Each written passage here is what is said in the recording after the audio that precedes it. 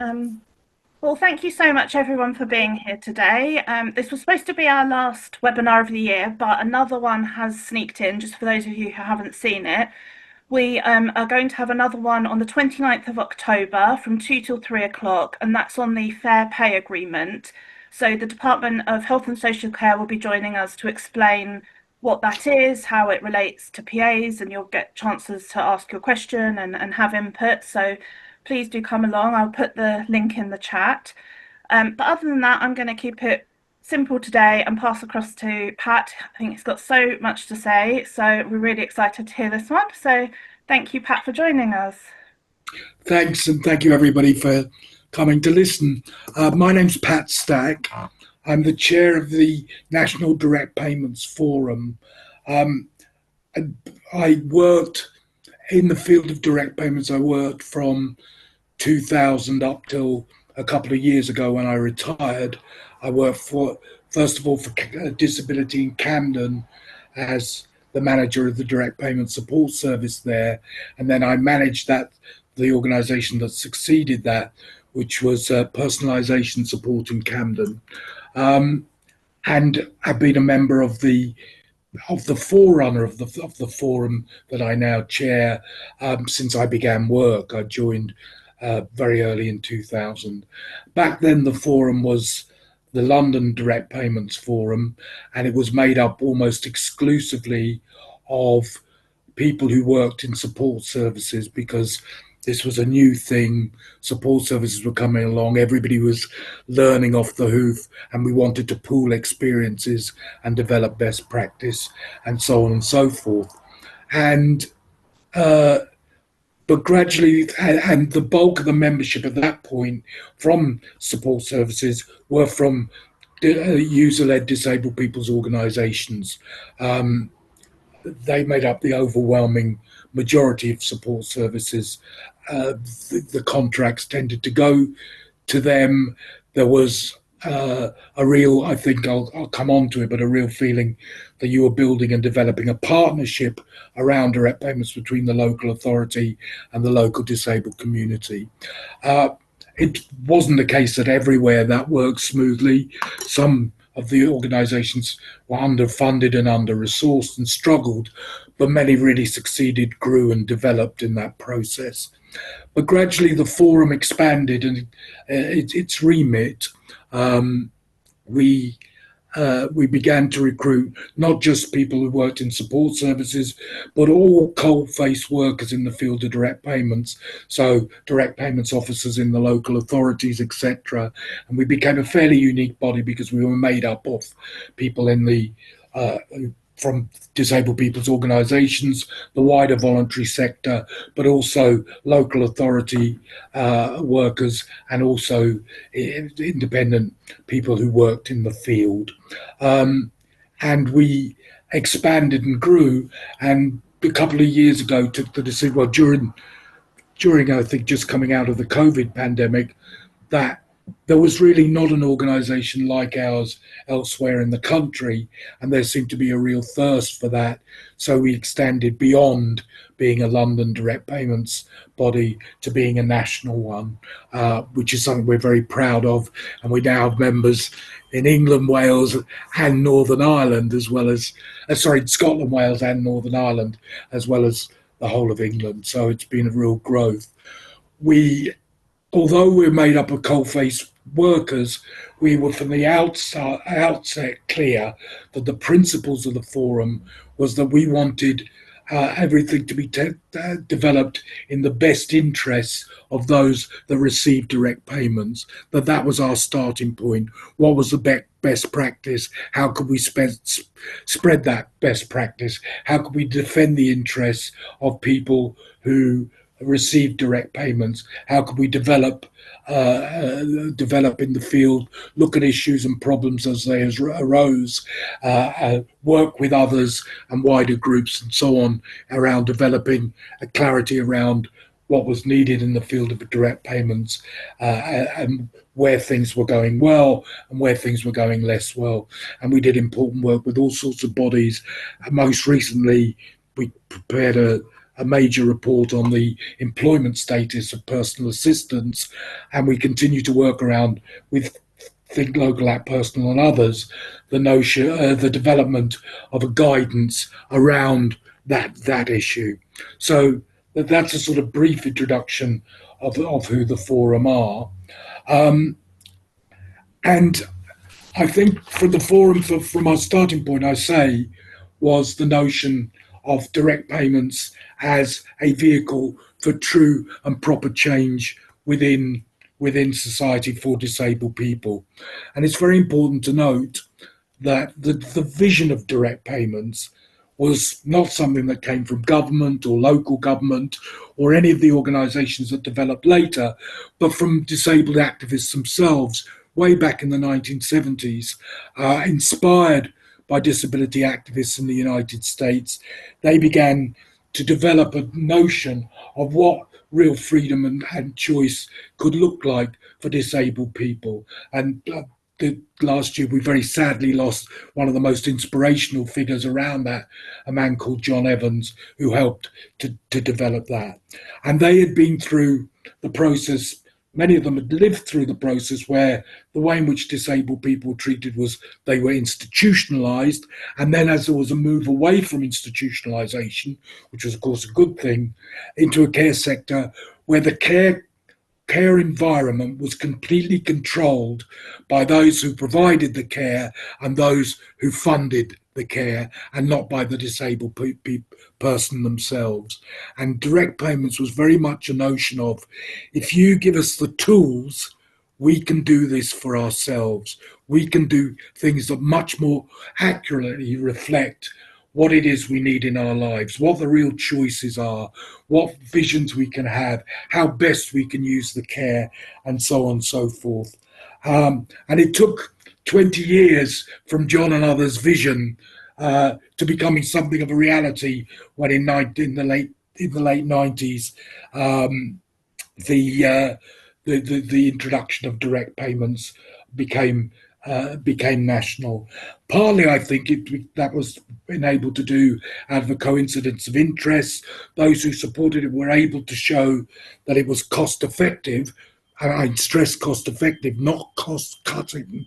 It wasn't sold as a cheaper option to devise care, but there didn't have to be extra expense to provide disabled people with the sort of care that allowed them to live their own lives, to make their own choices. And the language used by all concerned at the time was all about choice, control, and independence. Yes, there were restrictions. I'm not saying right from the beginning things were great. They certainly weren't. The only people who could get direct payments at the beginning of the process were two groups of people: those with physical disabilities between the ages of 18 and 65, and those living with HIV and AIDS. They were the only groups that were allowed direct payments. And there was this famous willing and able clause that you almost had to pass a test to show that you could manage a direct payment yourself. And gradually, that was relaxed. You began to see the development of direct payment for people with learning disabilities, for children and families, and eventually for mental health users. And the difference it made to people's lives was often dramatic. I mean, I remember just one instance of one of the first people I met, who was a man with cerebral palsy, who had lived his own life been having to have a high level of care, and said to me that, every night he would lie awake wondering whether the people who came in the door the next morning to perform the most intimate acts, whether they would be people he'd seen before, whether they could be able to understand anything he'd said, whether they were even interested in how he wanted things done, or whether they decided for him that they were. He built a direct payments team of his own, and he described it as absolutely life transforming. He knew who was coming in. They knew exactly what he wanted. They learned how to communicate with each other properly, and so on and so forth. That was just one example. There were loads of examples of how this was transformative. Of course, at the beginning, there was nervousness. I remember going to a meeting of social workers right at the beginning in Camden, where people who, in the end, actually, many of them ended up very good champions of direct payments, but who initially were this was such an alien concept that there was sort of, well, what's to stop people either A, employing axe wielding maniacs who rob and murder them, or B, running off with all the money and flying off to Australia for a holiday or something. And it took a while to break down these things, and by and large, well, thankfully, nobody, to my knowledge, has employed an axe wielding maniac, and although you do occasionally get fraud, the level of it has been minimal, really, in the reality of things.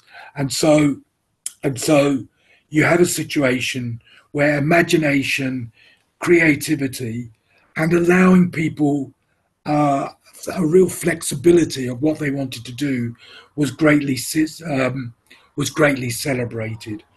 There was unevenness, yes, but largely it was a positive experience. And in as much as national government and local government was interested in figures, the key figure was how many people have you got onto direct payments?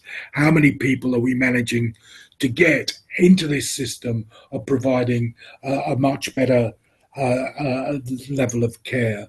Now, sometimes those targets presented their own problems with people, because the whole thing about direct payments was you had to be willing, forget the able bit, but you had to want to do it. You shouldn't be forced to have a direct payment if you don't want one or you don't feel it's suitable for you. But the whole notion, but still, the drive was how many people can we get on, and you saw this a real growth of direct payments with properly resourced support services and so on, and a real progress being made. Now, the problem I feel is that there's a real feeling in the last few years that that progress has been halted and even reversed in many places. This is perhaps reflected in the fall of the take-up of direct payments.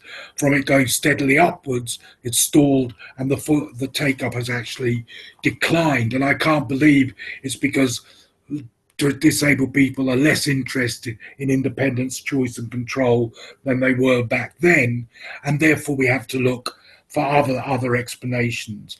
And I think the problem is that from idealistic and optimistic beginnings, it feels in many places we've drifted into a world where direct payments cease to be a route to independence and rather just another way, an alternative way of delivering care, just one more way of delivering care. Where direct payments have been used, as where we've seen direct payments being used as money saving devices, with costings restricted in completely different ways to those of commissioned care, where improvisation and flexibility have been replaced by narrow rules and restriction, and where light touch monitoring has been replaced by deeply intrusive monitoring, and local authority DP teams are often now judged on how much money they've reclaimed. That's become the key figure, rather than how many people are enjoying the benefits of receiving a direct payment budget. And I think there are a number of reasons for this. The most obvious one being, local authorities are cash starved, resources are very have been restricted, and so on. And I think it would be foolish to pretend that those things haven't had a real impact, not just on social care as a whole, but on the world of direct payments. But I also believe that one of the factors that lies at the heart of both the fall of the take up and the drift I've described above has been the lack of proper resourcing for and the drift in the role of direct payment support services.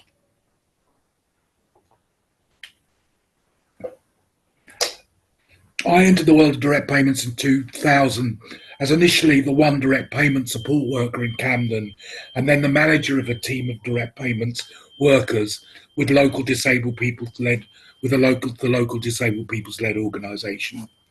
Because that team worked solely around direct payments, which all the support services did, unlike, say, social workers, who had a much wider remit, They developed an expertise around direct payments that nobody else in the council had. And as a result, they became a resource for social workers and indeed for senior management. The relationship wasn't seen as, we're up here, you're down there, but rather we recognize you're the people that deal with this stuff every day, that follow the legislation, etc., etc. We come to you for advice. Advice was sought, collaboration was the norm. We were involved in helping draw up forms so that they were user friendly, monitor, looking at monitoring procedures so that they were light touch. I was even one of a three-person team that recommended the direct payment rate annually. In other words, that even though I was not an employee of the local authority, I was from the support service.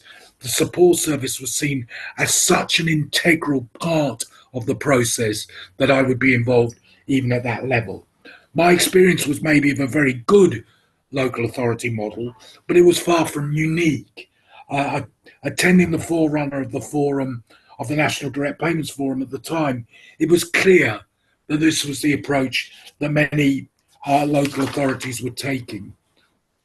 It was, of course, vital as we were the conduit between those receiving or wishing to receive direct payments and the local social services. Precisely because we were independent, DP recipients trusted us, felt we were on their side. And although we were not formally advocates, we would often be the go-between, making the case for how the recipient wished to use the payment or why they felt that they needed more support. And and and were listened to. I mean, as I say, we weren't formally advocates. Never once in my experience did anybody in Camden say to me, hang on, you're not an advocate. They were interested in the input that the support service had, of the conversation that the support service was having with the service user, and saw the support service as an important bridge. Gradually down the years, that relationship drifted in many areas, and it was ruptured in many more. The support services were no longer seen as collaborators and innovators, but rather as commissioned guns hired first and foremost to do the bidding of the council rather than that of their clients. And you really noticed it with the whole the tendering process. It no longer felt like partnerships. It felt like who can put in the best bid and then do the bidding of what was required. Disabled people's led organisations were no longer gaining the contract. So still some do, but the whole number didn't. They missed out initially to bigger charities who had stepped into the field, and eventually often to wings of large corporations who had whole departments dedicated to making elaborate, all bells and whistles presentations to tendering meetings at a level which the local disability organisation simply couldn't matter. These latter bodies almost always sold themselves as cheaper and promised more cost-effective delivery of the entire process. Often the staff members would want to continue delivering highly tailored support because the staff members were often too big across, only to be given a one-size-fits-all instruction. They also found that they were being asked to police rather than support their client. Of course, there are still some very fine support services, and there are still some councils who do strive to maintain that sort of partnership relationship, but they are often battling due to lack of resources and lack of empathy for those who have commissioned them. Worse, though, at the extreme end are some of the bigger providers who don't want their often poorly paid staff to do home visits, are not available in person or on the phone, only on websites, who specialise in one-size-fits-all, believing FAQs are a replacement for one-to-one support rather than an addition to it. They have no real notion of personalisation, insisting that everyone must have the same budgets, the same contract of employment, the same computer skills. They increasingly police DP recipients and offer no advice or encouragement for flexible use for DPs.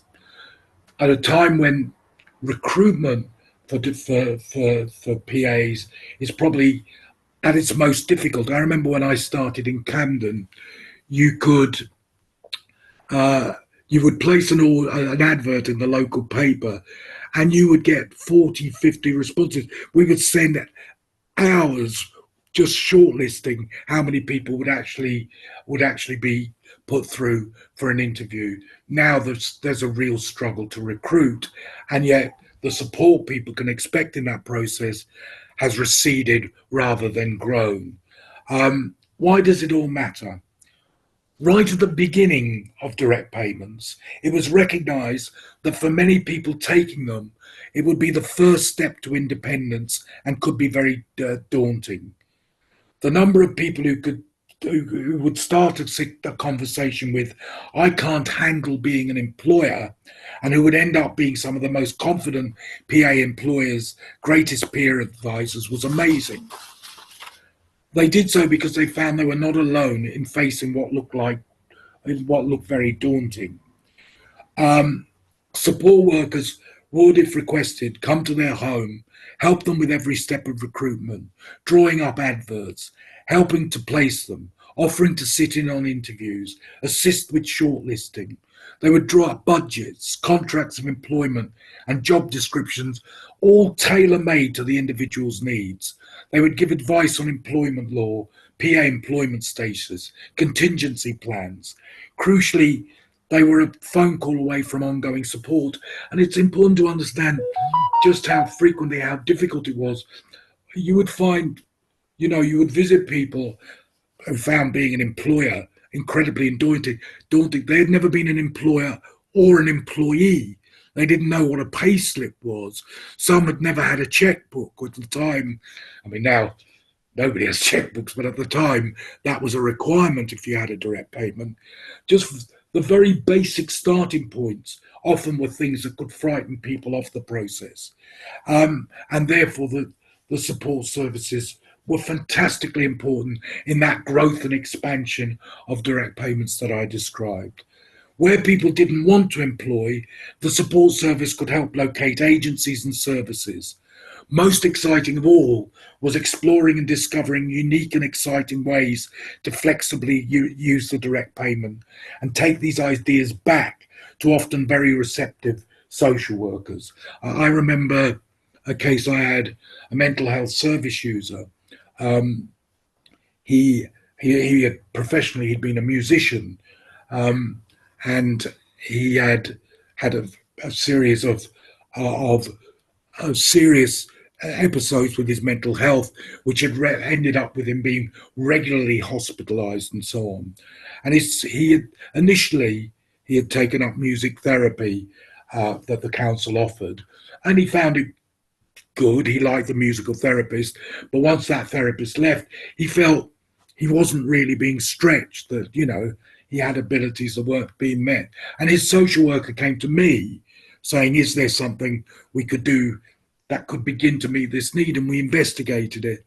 And we eventually got an agreement that he could use his direct payment to buy studio time and musician support to help him to help him properly use music as a therapeutic road to recovery. And it worked fantastically. And not only did his hospital visits more or less disappeared, he then became a volunteer at a local advice service, and then went back into full-time employment for the first time in a decade, and became a huge champion for direct payments and spoke at conferences about direct payments and so on. It was a wonderful experience. The saddest thing for me is I'm not at all convinced I could get that through today. I think if I went with that proposal, people would say, but no, direct payments are for employing PAs, or no, but that we couldn't offer that to someone on a direct service, a commission service, and all sorts of reasons why the answer would be no.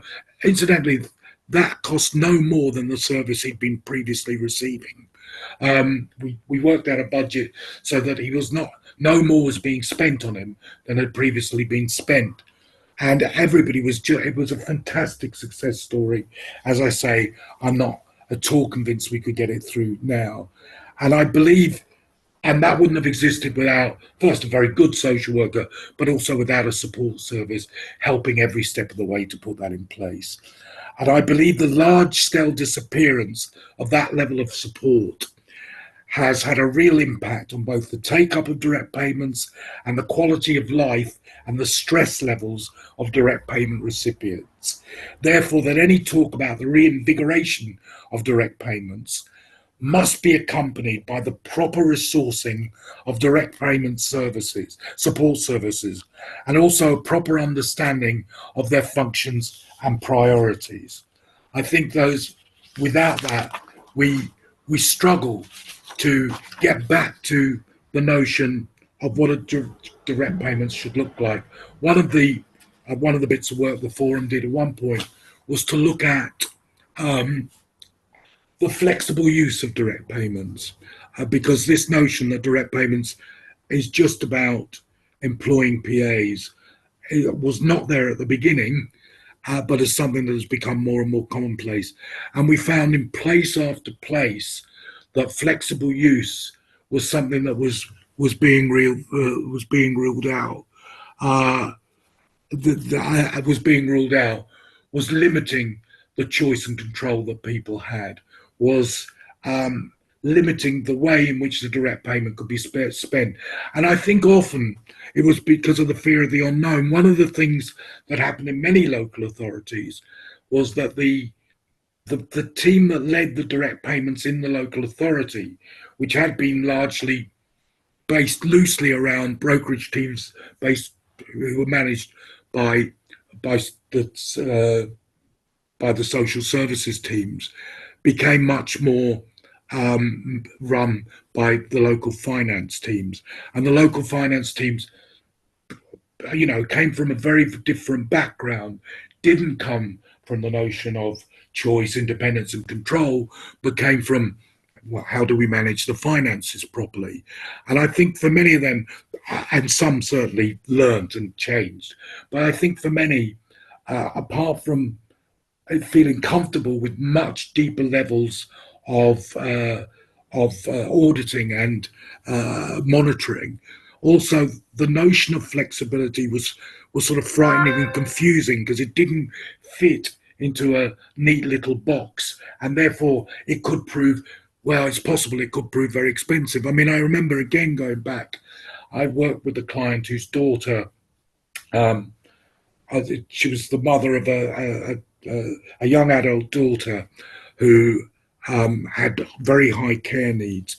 The family were originally from India, and the mother's father was dying in India, and she wanted to go home to visit him, and she wanted to take her daughter to India and get care provided there with a direct payment while she was there. And the answer came back, no, you can't do this.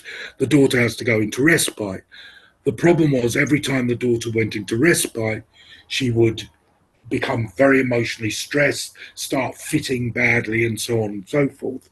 And we were able to prove that it was as cost effective to fly the daughter to India and provide PA care for all, agency care for her there for the 3 weeks or whatever it was, as it would have been to put her uh, into a residential home for that 3 week period.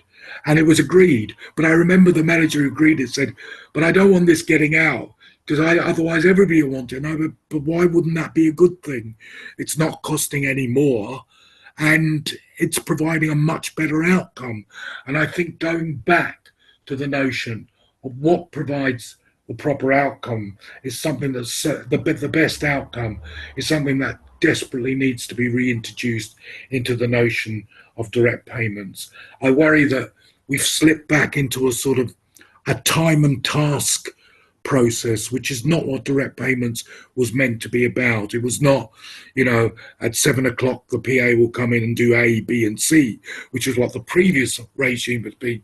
But you will arrange with the PA what time they come in, what time they go, what tasks you want performed, what's the priorities for you today, tomorrow, next week, and so on and so forth. And that I think should and had to be the way in which the direct payment needs to be seen and judged. I still maintain that direct payments is by far the best and most liberating way of providing social care, provide social care to disabled people.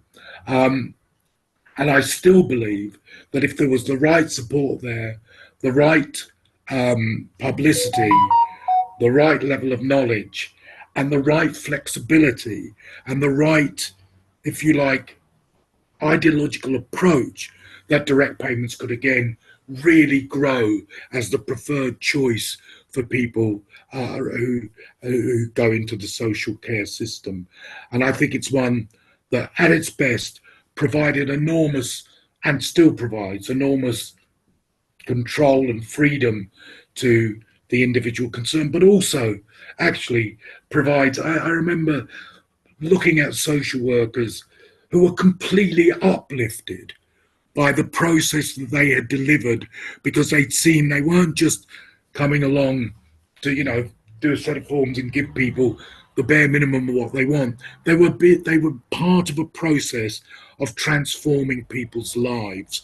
And so I don't see this as an us or them situation. I think I think it's very much has to be seen as as something that can be collaborative and liberating.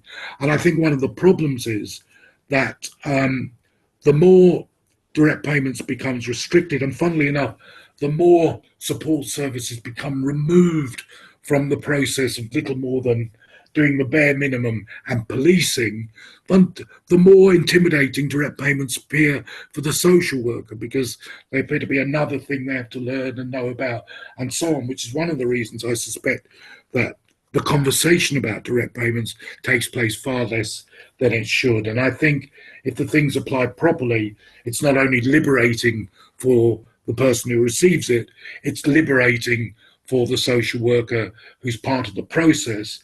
But the crucial conduit for that to be able to happen is properly resourced and refunded support services who are seen in the spirit of partnership in the process, who are seen as the people, as I said, who do this every day, who have the expertise, who are there to be consulted and for things to be discussed with, rather than, I mean, quite often I see you hear of, oh, there's a new direct payments policy being drawn up in this area. There's been no consultation with the support service whatsoever. There's usually some consultation with some service users, but the support service are the people who are seeing the totality of the picture, and they're frequently not involved in the drawing up of those policies and procedures. And therefore, often when they arrive on their desks, they look at them and think, oh my gosh, you can't seriously be saying that's the way we're going to do this, because these are the obvious problems and pitfalls if you do that. So I think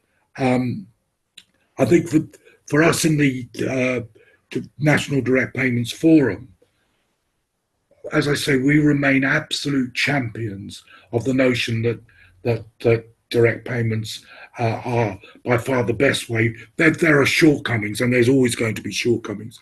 By far the best way of delivering real choice, real independence, and real control, and improving the relationship between those who receive care, those who deliver care, and the local authorities that provide that care. And I think that is the challenge that we face going forward.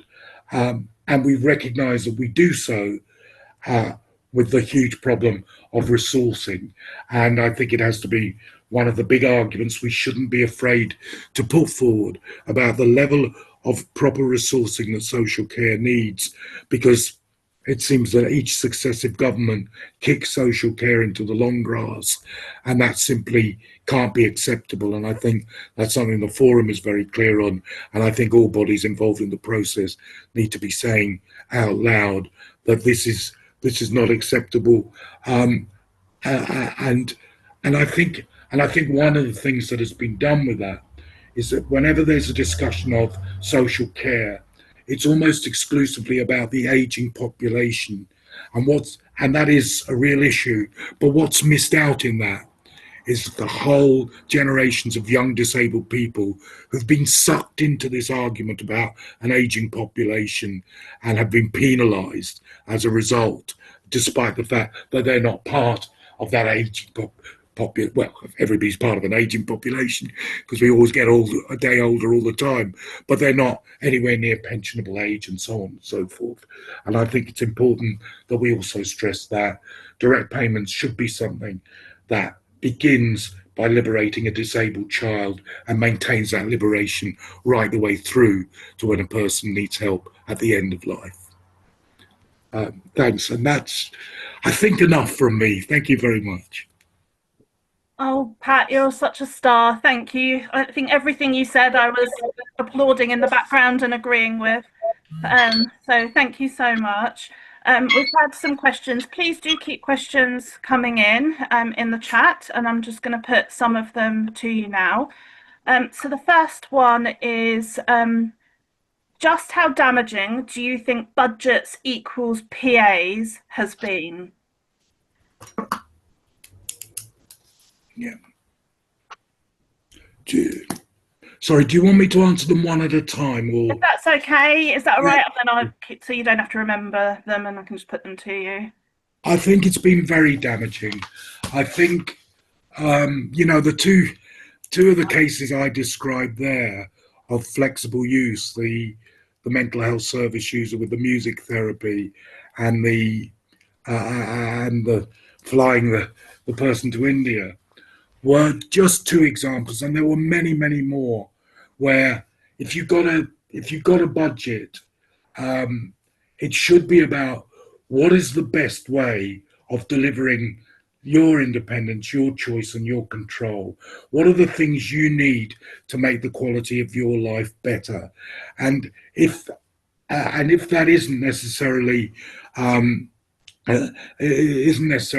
employing PAs, that shouldn't bar you in any way from being eligible for a direct payment. If you're eligible for a care package, then the aim of that package should be to do what it is that liberates you most of all. And I think that this narrowing down, I mean, don't get me wrong, the employment of PAs or the use of PAs is incredibly important and will always go on to make up the majority of direct payments, but there are large numbers of things, and we found particularly when you moved into the world of because in the world of physical disability, you're always fighting the battle against time and task stuff. The sort of we've worked out that you need 6 hours a week and so on and so forth, which I think is a really bad way of looking at it, to be honest.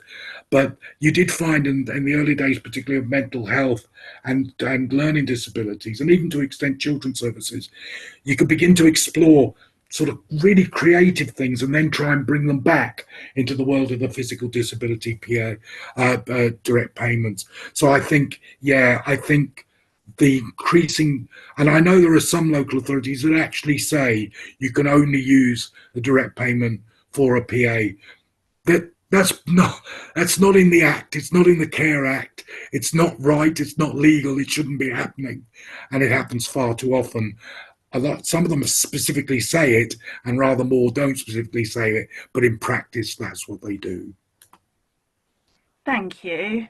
The next question is around monitoring services. So my specific council didn't have one for over 10 years of me having a budget, then decided to fund one. What do you think of the role of monitoring services at the moment? I think far too often they're far too invasive.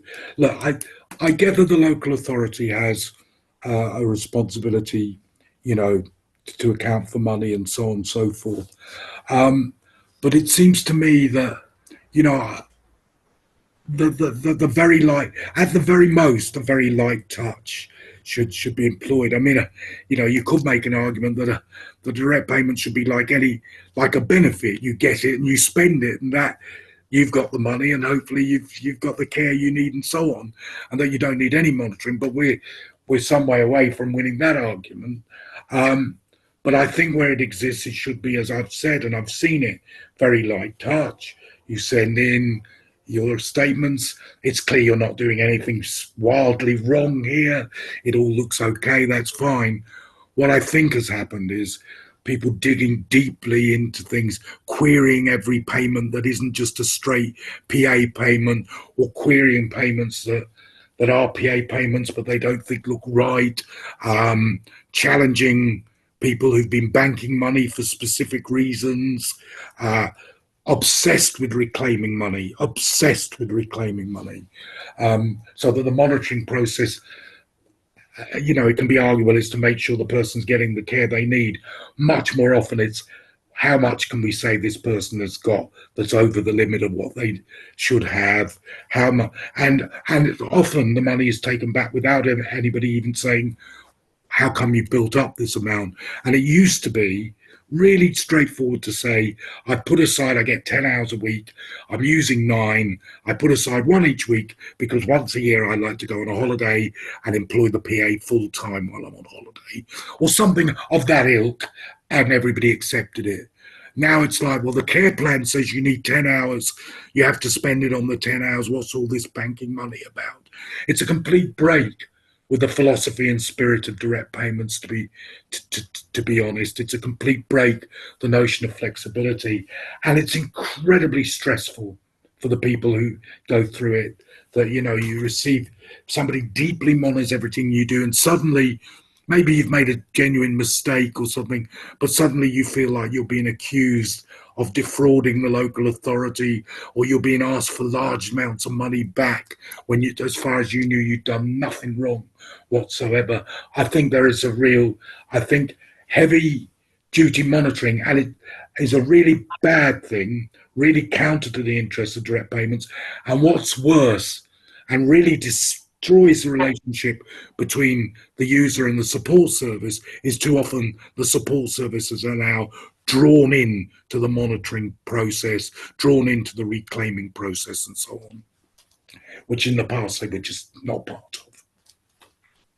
I think in a way this question relates, and it's about the proportionate, or about, sorry, my brain went there, around the increase in requests of daily logs of tasks, and whether this is proportionate, and that well-being and issues around neurodiversity don't seem to be coming into it. This is something we've seen a massive increase in the last couple of years, that social workers are demanding. I would use that word specifically, that people are keeping these daily logs of PA activity down to 2 p.m. got a cup of tea and so on. Just wondered on your thoughts around that. Yeah, again, when I started, there was a clear understanding that the local authority had played almost no role in the relationship to the PA. The PA was the employee of the person. The tasks that they performed were decided by the person, and the local authority just didn't get involved in that process. They'd given you the money, they knew you needed the care, they'd seen you got the PAs. The only thing Camden used to ask for was when people were recruited, could we show that there was insurance and a contract and a job description in place? That was the end of their involvement with the PA, and there was no notion that you would demand people monitor how many hours a day, which PA does what and what PA does the other. And again, this is an incredible incursion into the spirit of direct payments. Let's say if you have neurodiverse issues, it may be that you want a PA to do a lot of things one day and you don't want to see the PA for 3 or 4 days. That should be fine. I mean, as long as you're not in any way endangered, that should be fine. That you should be able to make those decisions. Famously, I used to say, somebody would get, part of the direct payments was they could be bathed every day. They could make the choice, well, I'll be bathed for 6 days of the week, but on Saturday, I won't have a bath, I'll have a wash, and I'll instead get the PA to take me to the pictures. That should be fine. Those sorts of decisions, nobody should be interfering or monitoring or delving into that. And I think it's not only that they delve into and demand. Uh, it's not only that in some areas they demand, these logs of what the PAs are doing hour by hour, which is, as I say, nothing to do with the spirit of direct payments, and is what I mean when I say direct payments being delivered as social care, as just another means of delivering care, and actually worse, because I don't believe most of the agencies have to log day but you don't ask anybody receiving a commission service to log hour by hour what the agency is doing. In other words, you're making it more restrictive than a commission service, not less. And lastly, you hear of people saying the local authorities wanting the PA, the service user, to hand over PA's names and addresses and stuff. There's no legal right to that information. That breaks all sorts of laws. They are the employee of the disabled person. They have no relationship to the local authority, and the employee, without the permission of the PA, is not even allowed to hand over that information.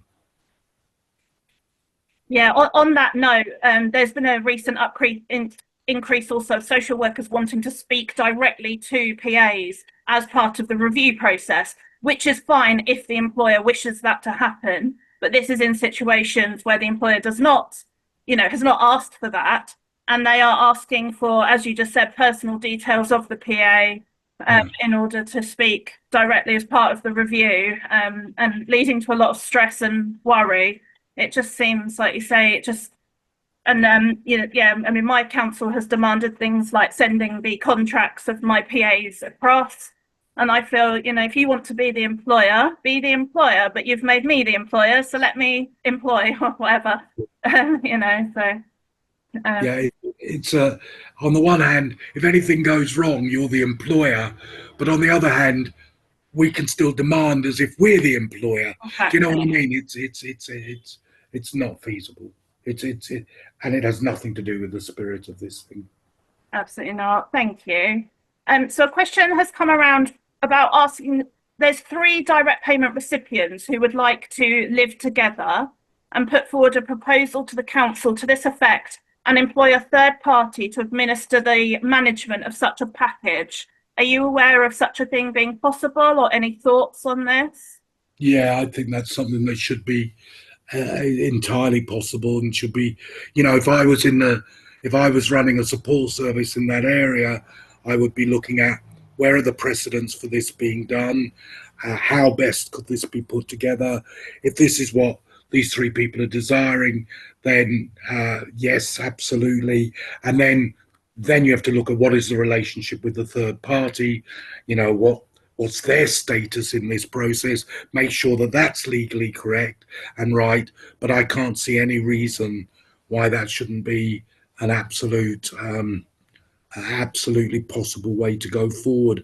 And I mean, funnily enough, in the earliest days, I was talking about John Evans and stuff. That's exactly what they did.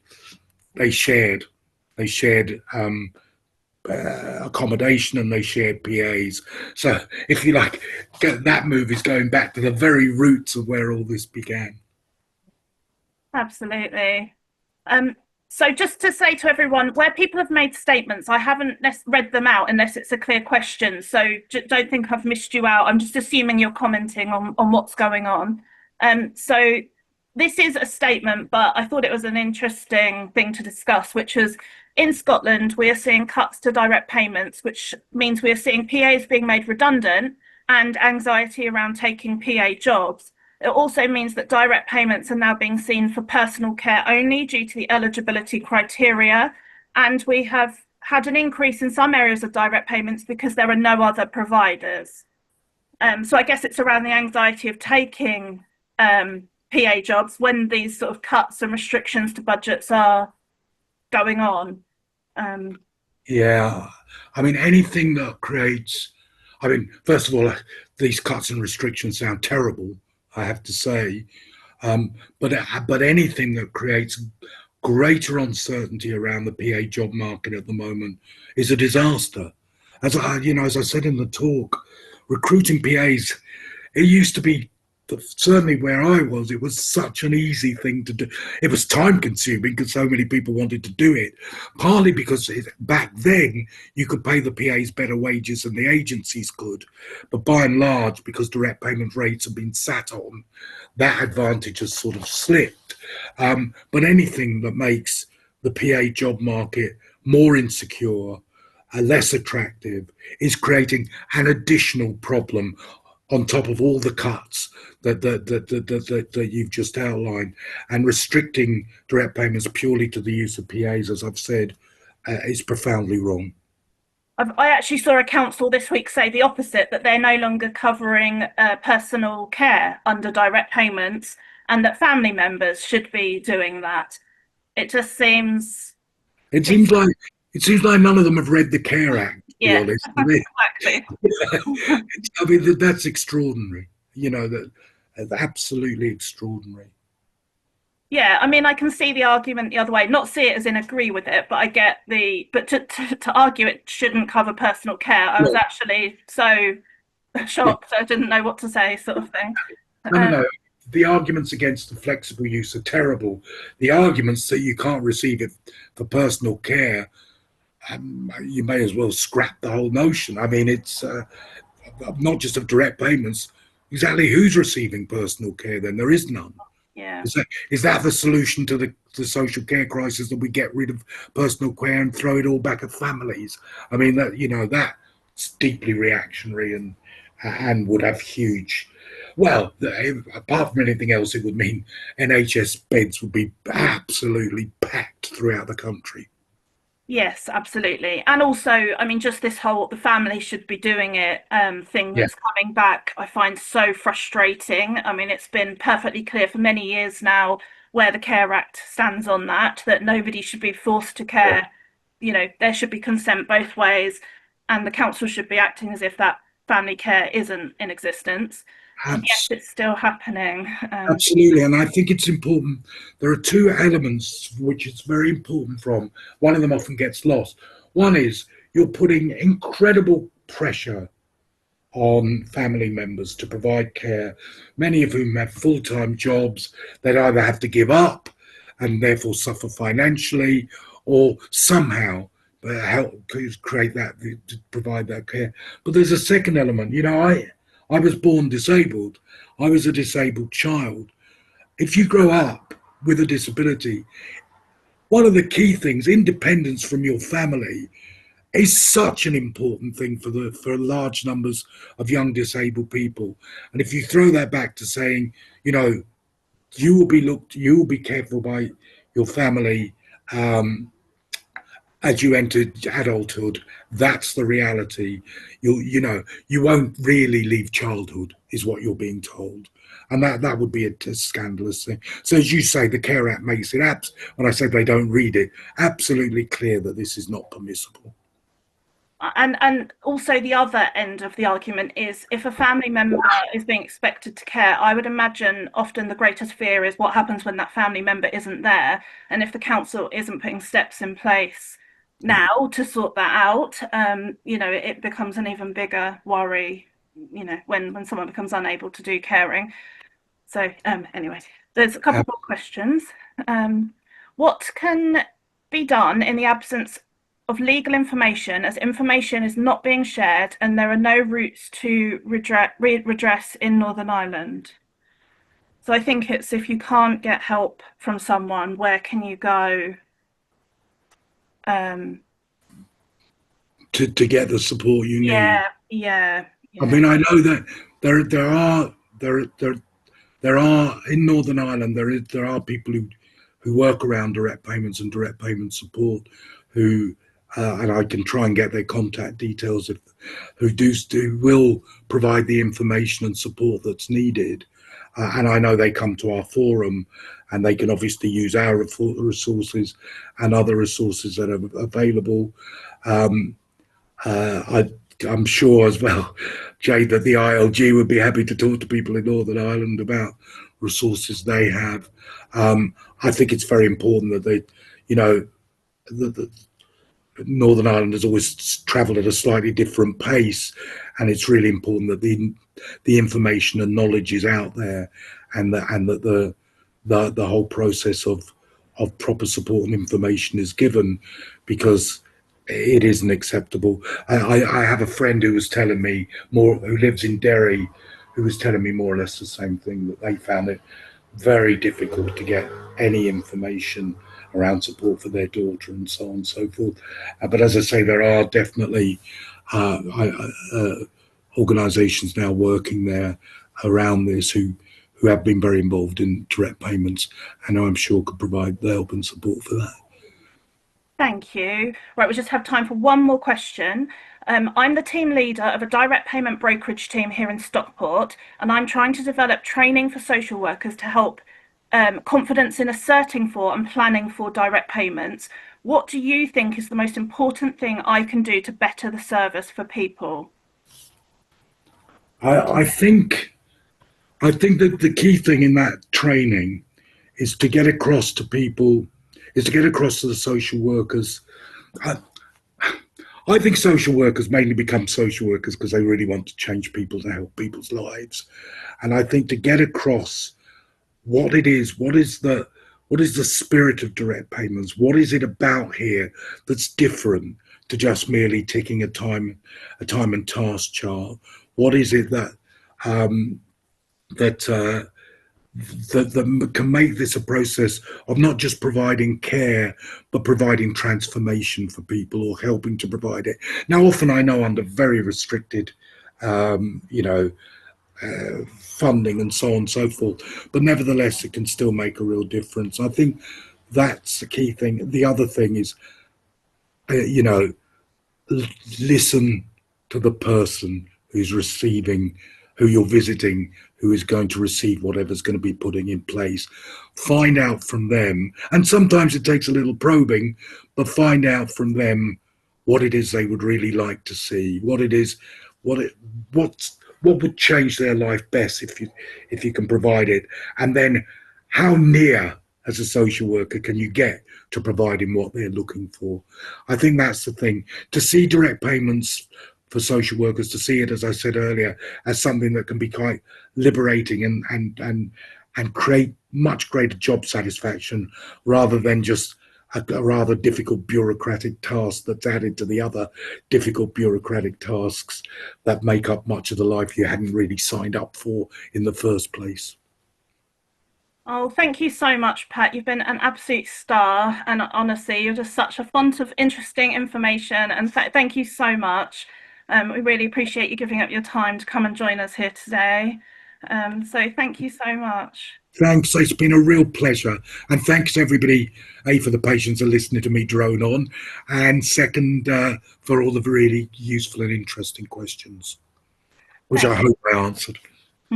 Yeah, sorry if I missed any. I did try my best to catch everyone, but it does move about sometimes, the chat. So thank you. And thank you everyone who put questions to Pat, and for your time for coming here today. Um, and don't forget to sign up for our next event if you're interested on the Fair Pay Agreement also.